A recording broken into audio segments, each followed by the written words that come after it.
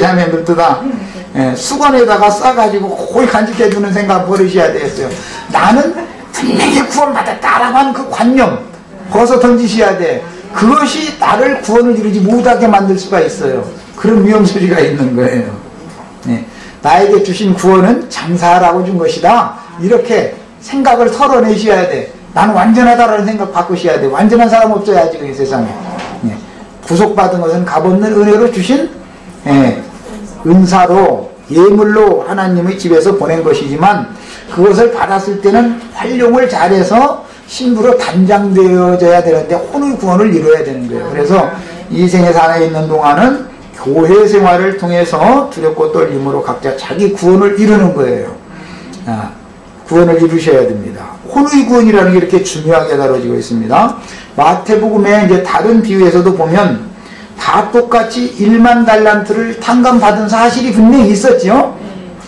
그런데 한 사람은 100데나리온을 받을 것이 있는 자기 동무종한테 가서 목을 조르면서 그걸 내놓으라고 졸랐다는 거예요.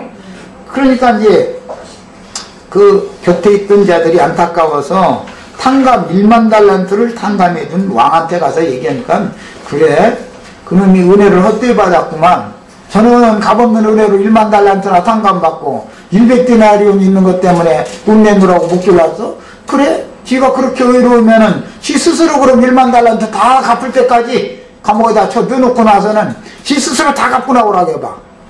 이렇게 했다는 거예요. 이게 무슨 뜻이에요? 1만 달란트 값없는 은혜로 누구나 다 1만 달란트 탕감을 받았지만 자기 자신의 관념 이것이 옳다. 사람이 말이야 그럴 수가 있냐? 이런 관념을 버리지 못하고 다른 사람에 대해서는 정지하고 판단하고 하는 그런 생각을 끝내지 않았다. 자기는 값없는 은혜를 죄사 안 받았다고 해놓고 나서 그런 사람은 그래? 그 의의가 정말 그렇게 의로운지 한번 봐라 말이야. 자기 스스로 자기 빚 한번 다 갚고 나와봐라 해라. 이렇게 한다는 거예요.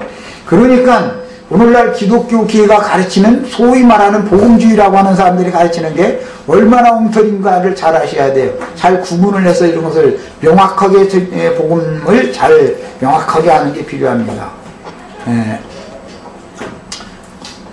그 다음에 이 한 문화 가진 사람이 지금 문제가 됐는데 말하는 소리가 20절에는 수건으로 쌓아두었다가 내놓은 이야기를 했고 수건으로 쌓아두었다가 내놓은 사람은 예수님이 새로 세운 교회 생활에 참여하지 않았다는 것이 특징이에요. 이 사람은 율법적인 관념이 벗어지지 않았기 때문에 예수님이 오셔서 유대교를 다 정죄하고 유대교에서 내게로 나와라 라고 예수님이 부르시러 오셨는데 예수께로 나온 자들은 교회 생활을 음부의 권세가 해야지 못하는 교회를 세우러 오셨으니까 유대교 생활을 종지부짓고 주님이 몸된 교회 생활을 해야 되는 거죠. 이 생이 끝날 때까지. 그런데 자기 나름대로 관념이 있으니까 자기 달라가지고 유대교 종교 조직에서 여전히 그 생활을 했다. 이것이 뭐냐? 수건으로 쌓아둔 것이다 그 말이야. 그러니까 오늘날 우리들 말하자면 자칭 유대인이라 하는 사탄의 회인 큰 음력교회 기독교계에서는 나와야죠. 거기에서 자칭 자기 의로 자기 관점을 가지고 구원을 받았니 못 받았니 남이나 판단하고 앉았고 당신 죄상 받았니 못 받았니 남이나 판단하고 앉았고 이런 놈들은 전부 다 여기에 속하는 자들이다 이 말이야. 자기 자신은 유대교 종교 조직에서 율법 수건에 쌓여 눈을 가려놓고 있는 그 조직에서 자신은 예수님께로 안 나오고 나서 거기에서 그 수건으로 자기가 받았다고 하는 구원 자기네들이 교리로 알고 있는 이것을 이렇게 감싸가지고 쌓아가지고 고이고이 간직해놨다 이 말이야. 그랬다가 그걸 그대로 내놨다 이거예요. 그랬더니 아니 내가 세상에 와서 복음을 전할 때는 유대인 모습으로 유대 땅에 와서 율법의 교주를 성장하려고 율법 아래 나와서 율법에 정죄받고 내가 죽임당했는데 내가 너를 위해서 그럼 헛죽임당했단 말이냐? 이 말이지요 지금. 그래서 이 사람이 하는 소리는 뭐라고 말하냐면 얼마나 의롭고 강직한 사람인지 하는 말이 뭐냐면 이는 당신이 엄한 사람인 것을 내가 무서워함이라. 예수님은 엄한 무서운 사람이 아니죠. 그가 지금 관념으로 수건 노릇을 하고 있는 율법 하나님이 엄한 하나님이고 무서운 하나님이죠. 율법 하나님 어떻게 하는 거예요? 잘하면 복 주고 100가지 율법 다 지키다가 한 가지 범했다가는 죽는 거 아니에요? 그거 사형이잖아. 그러니까 이 사람의 관념이 이렇게, 이 수건이라는 게 이렇게 무서운 일을 했다 이 말이에요. 예수님은 엄하고 무서운 사람이 아니죠. 그렇게 엄하고 무서운 그 하나님의 저주를, 즉 율법 말씀이신 하나님의 저주를 벗겨버리고 율법의 저주에서 속량시키고 해방시켜주러 예수님이 오셨지, 왜 엄하고 무서운 하나님을 죽어라고 붙들고 있습니까? 이것이 오늘날 기독교 기회도 마찬가지다. 그 다음에 엄한 사람인 것을, 당신이 엄한 사람인 것을 내가 무서워함이라.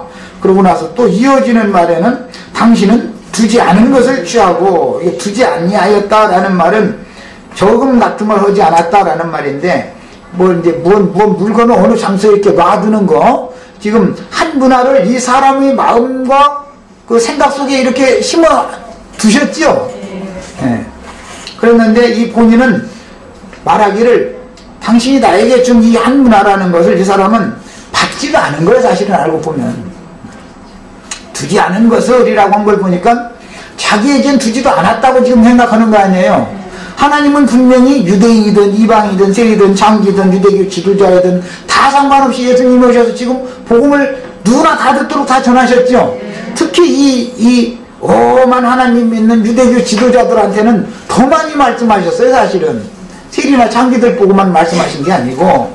그랬는데 그들은 자기네들이 알고 있는, 우리는 하나님의 선민이요, 우리는 구원받은 백성이요, 하나님의 자녀요, 나는 가르칠 권세가 있어요, 뭐 이런 어떤 관념의 수건을 깊이 둘러쓰고 나서 주님의 말씀을 들었기 때문에 사실은 자기에게 두어지지 않은 거예요. 이게 이미 그 전에 자기가 알고 있던 율법 지식이 수건이 되어져 가지고 예수님이 새로 하시는 말씀을, 새로운 씨를 심을 방법이 없었던 사람이에요, 사실은.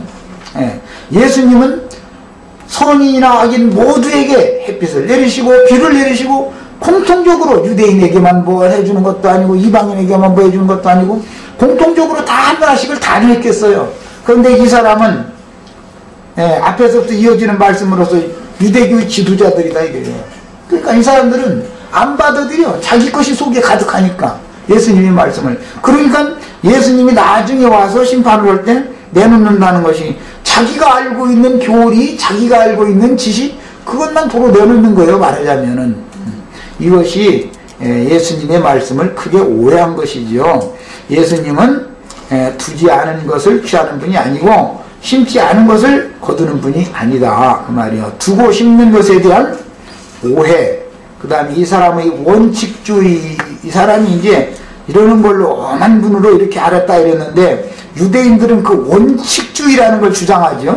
원칙주의, 정통이라는 걸 주장하죠. 정통. 아주 한 문항을 맡겼으니까 한 문항만 내놓으면 되지 않냐, 이거 원칙이 있는 거예요. 사람들은 한 문항 맡겼으면 한 문항만 내놓으면 되는 게 아니죠. 우리가 다 같이 값없는 은혜로 구속을 다 받았으면 똑같은 입장과 똑같은 위치에서 세리도 똑같은 구속받았고 유대교 지도자도 똑같은 구속받았고, 예수의 죽음은 모든 사람에게 공평하지요. 예수의 구속을 위한 죽음은. 그런데 이 사람들은 예수의 죽음을 전부 헛되이 만든다 이거예요. 헛되이 만들어. 왜? 믿지 않기 때문에, 사실은. 그래서 나에게 당신은 한 문화 맡겼으니까, 나 한 문화 내놨으니까 나 할 일은 다 했다, 이 사람들은 이렇게 생각하는 게 원칙주의자다 그래요. 원칙주의자. 그 유대인들의 특징이죠. 그러나 15절 보면 귀인이 왕위를 받아가지고 돌아와서, 이 귀인의 왕위에 누가 참여할까 지금 이걸 말하는 거예요. 돌아와서 은준 종들이 각각 어떻게 장사한 것을 알고자 한다 그랬으니까 당연히